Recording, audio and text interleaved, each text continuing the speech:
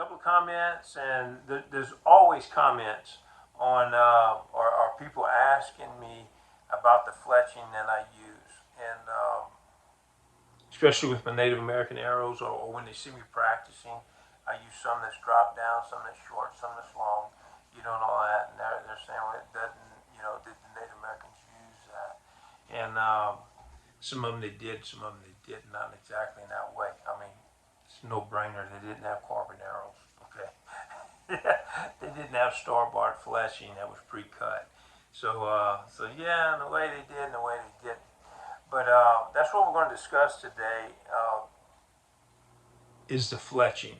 And before we get into it, it's something that you need to understand, and that most people just kind of look over. They don't take into consideration when they start getting into this, is that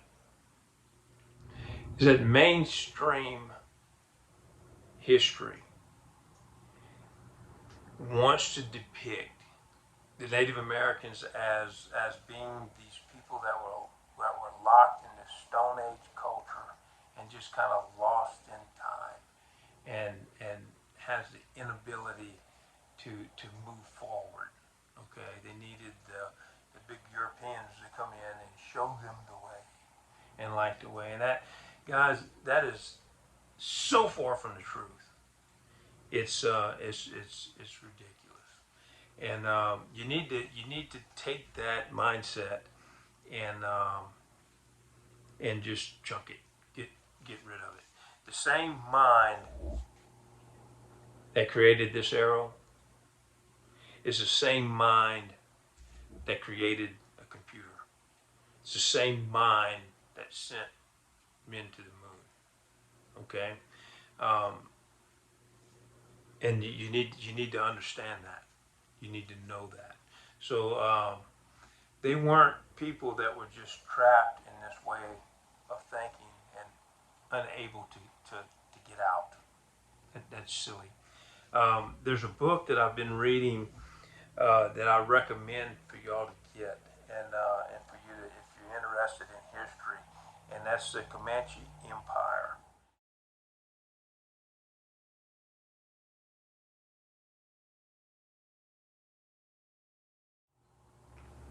It is an amazing book.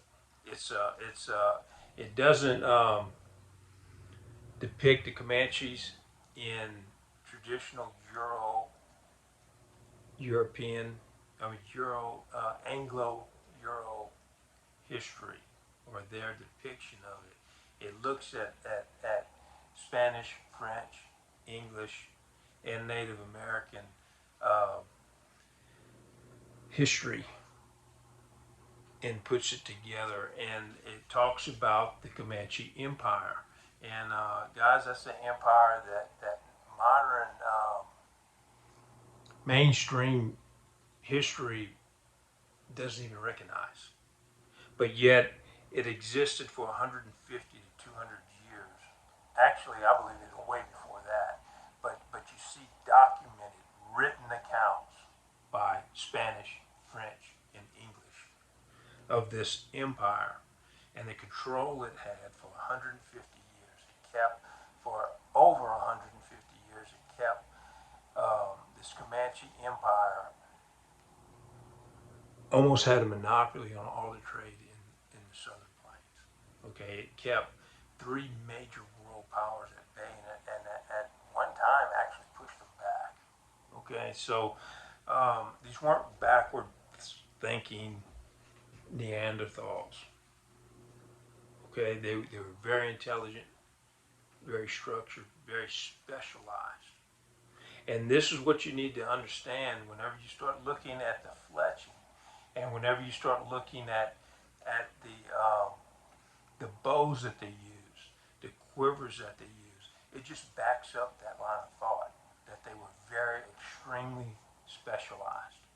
Now, a lot of people would say that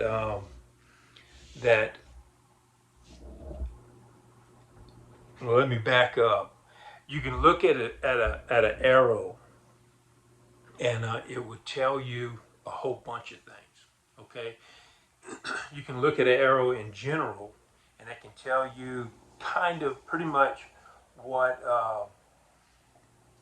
what people group it belonged to, whether it be Comanche or Cheyenne, Sioux, you know, Northern Plains, Southern Plains, East Coast, West Coast. You can look at it like that, but you can also look at it and see what societies within those cultures that it belonged to. And then you can look at it even further than that, and it can tell you what individual actually it belonged to.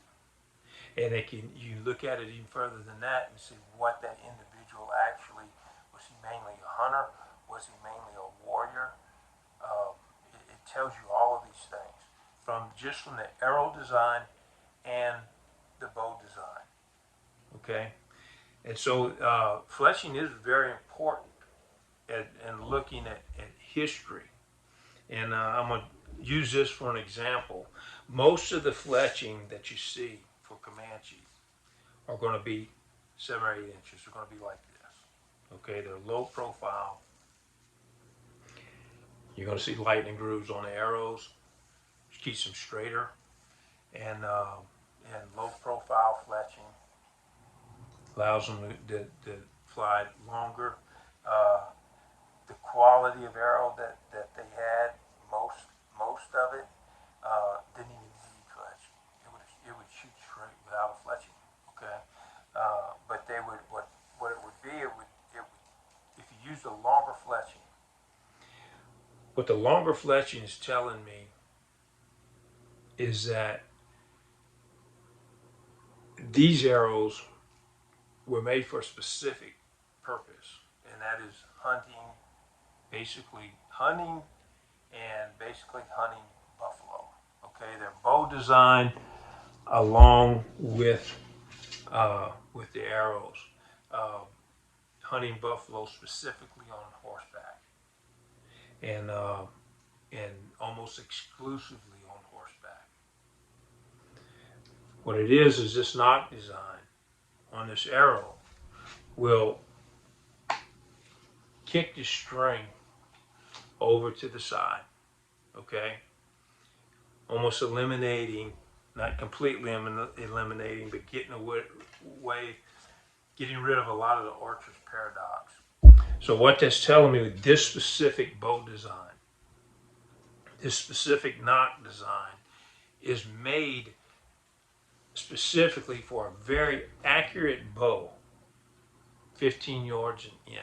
Now, the bow will be accurate because this design is accurate way further than that, from 0 to as far as it'll shoot.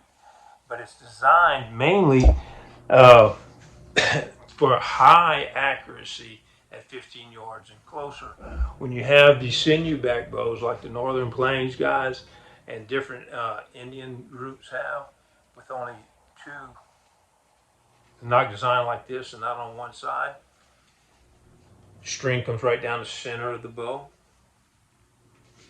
What that is, that'll make an extremely accurate bow too, but it's mainly 10 yards and further, okay, because you have an archer's paradox.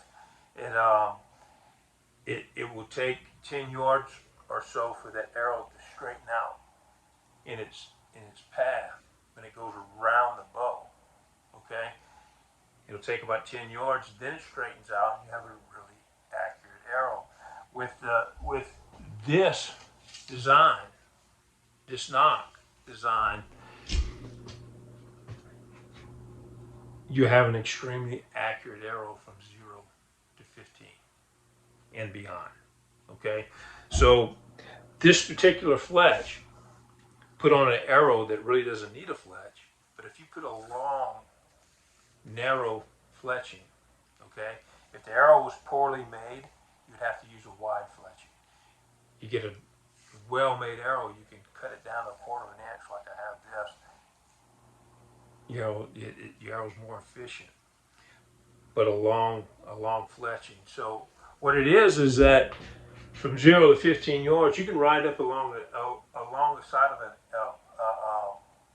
buffalo and shoot in a hole this big to this big. Okay, what they're trying to do is shoot through here, shoot through the lower back through the liver and get a lung. Or if you're real good, you can angle it a little bit further, get the liver and the heart, and they'll come down real quick. But if you get the liver and the lung, they're going to exhaust and collapse fairly quickly. They're going to bleed out and go down from exhaustion, from lack of oxygen and lack of blood, pretty quickly. So this type of arrow is highly specialized in that, and so I would say that's the reason why you see most of these arrows made this way. Then you see Comanche arrows with 4-inch fletching, 5-inch fletching.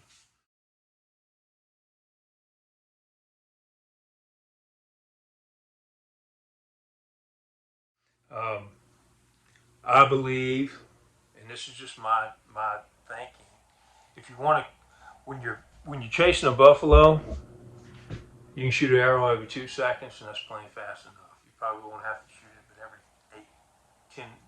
8 seconds. Okay, it's plenty fast enough, because what they would do, they were actually picking out uh, cows that were around 2 years old in that age, because they again, they were known for their buffalo hide, their buffalo robes, and that's the animals that made the best robes. So that's what they targeted. So they would ride by and they would ride through and alongside and specifically target 2-year-old cows. Okay, around that age group, and so highly specialized arrow for that, highly specialized bow for that. Now, when you go to war, it's a little different. You may want to shoot an arrow every second, 0.7 seconds, or every second, every 2 seconds, instead of just being able to take your time and go every 3 or 4 seconds, or 10 seconds, or whatever. And so in that, if you are holding your arrows like this,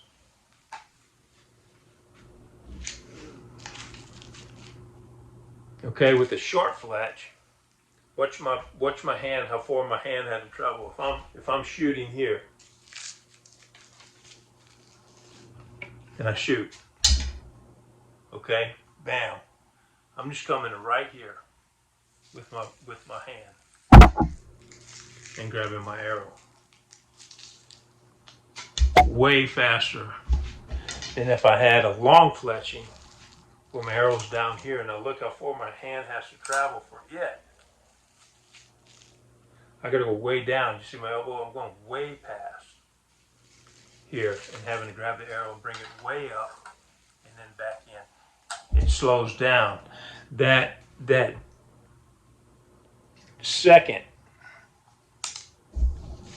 that it takes you to load, that second longer, or 2 seconds or whatever, half a second even, that it would take you to load these arrows, it's a matter of life and death.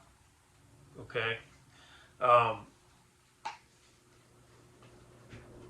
I'm not saying that they just use short fletching for war and they use long fletching for hunting. That's not what I'm saying at all.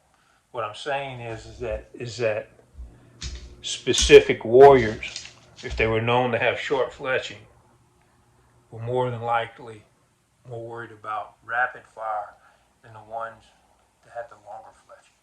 And if you watch the video with Lars Anderson and they're holding it this way, okay, if you're into that, it makes perfect sense with the short fletching. Okay, perfect sense with the short fletching. Long fletching, you cannot, you can't hardly. Not that you can't do it. You're either going to have it way up here, or you got to grab it and throw your arrow in and then pull it back, or you're doing this and you're tearing your fletching up. So short fletching makes sense. I've seen fletching that was dropped. Comanches had fletching, some of them that fletched. Now, it wasn't real common. Wasn't real common at all. but they were dropped.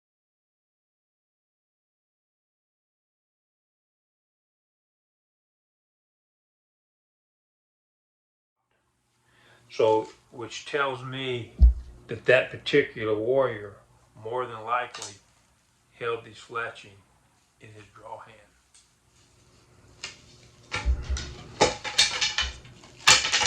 which extremely rapid fire whenever they did that. So I honestly do not believe that the fletching length was due to availability of fletching. I'm not buying that at all. For the simple reason is that right now in this day and age, where birds are scarce, okay, even compared to when I was a kid, okay, I'm 56 years old. When I was 10 years old, you could see lines. I mean, birds were just, it was unreal. You would come out here and they would have thousands and thousands of ducks, huge flocks of turkeys. You don't see that anymore, okay? Um, 200 years ago, there was a lot of birds, okay? The animals, the population of the animals was way, way, way, way more than what it is right now. And that being said, buzzards, eagles, and or buzzards and hawks and owls were used quite a bit. Comanches used turkeys more than the other tribes, but buzzards, hawks, owls, and turkeys um, was your main fletching that they used. And in that, guys, any of those four birds are extremely, extremely easy to snare in the trap. Now, it's illegal to do that with any of those. Do not try to snare or trap a buzzard, a hawk, a owl, or a turkey. Okay, don't do it. But there's a reason why that's illegal. It's illegal because if you was able to trap them like that, you'd wipe them out. They're very, very easy to trap. Um, a horse culture, my horses, um, now I rode endurance, I do ranch work, I use my horses a lot. They're in really good shape. I can cover 20 to 30 miles on a horse every single day, and that horse not miss a beat. Okay, if I had to go over 30 miles a day, I would have to have multiple horses. But if I was going 20 miles a day, that would be nothing for my horses to do. Okay, I rode endurance, and my clients' horses and those horses that I used in that, it would not be hard to do. So if I would leave right here and didn't have any restriction, land restriction, I can go wherever I wanted. I didn't have any laws telling me that I couldn't trap a certain way, I couldn't snare, couldn't do this and that. And I can make a 30-mile circle or a 20-mile circle, even a 10-mile circle, okay, to set snares and traps for buzzards, hawks, owls, turkeys. Guys, in a week, I could literally have enough fletching, even nowadays, to fletch 6 dozen arrows to keep them fletched for a year. And not only me, I could probably supply another 20 guys uh, in fletching. So I'm not buying the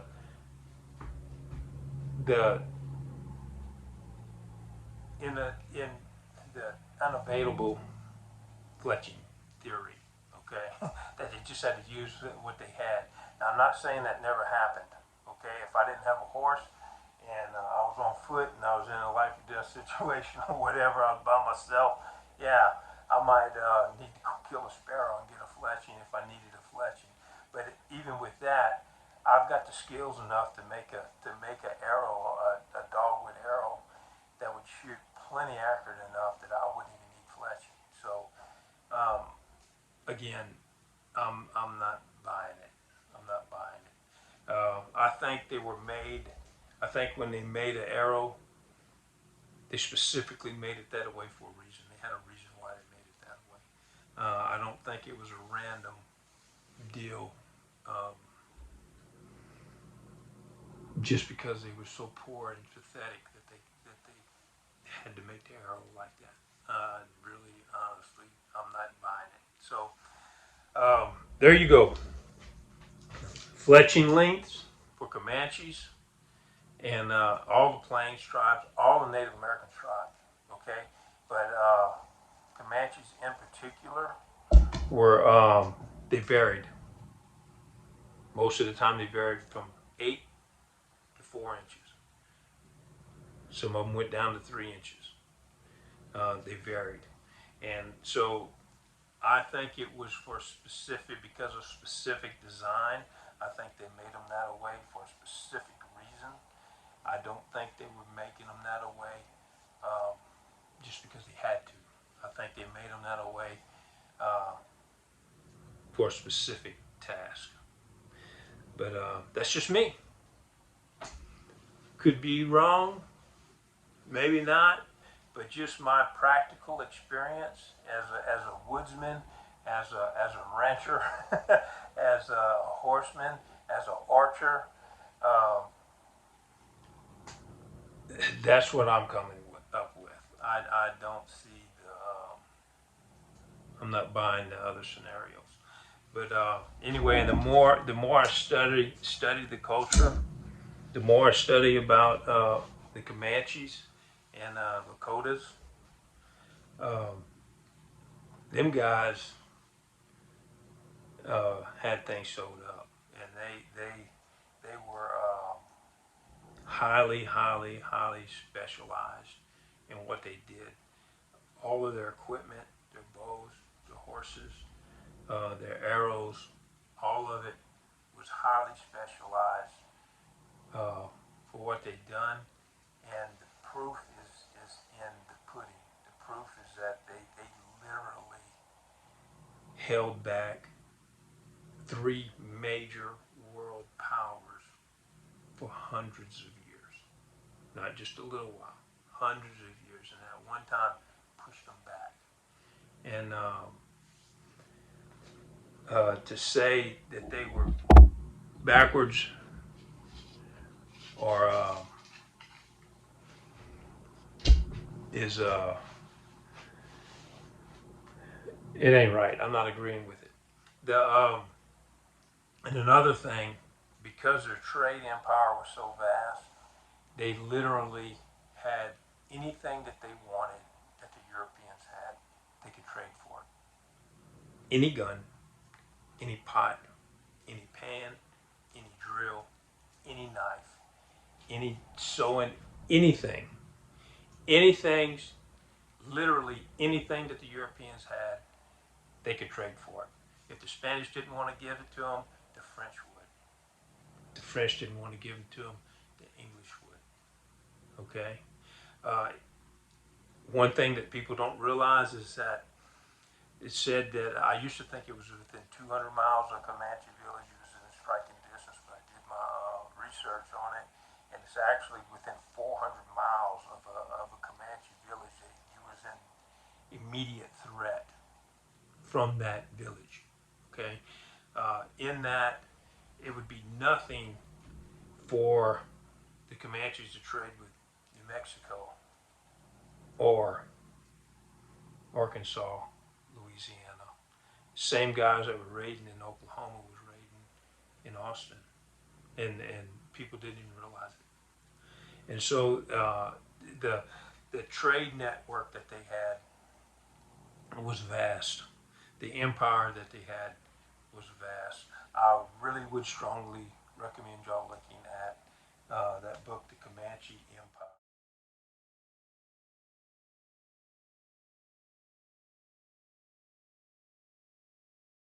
it's a really good eye opener.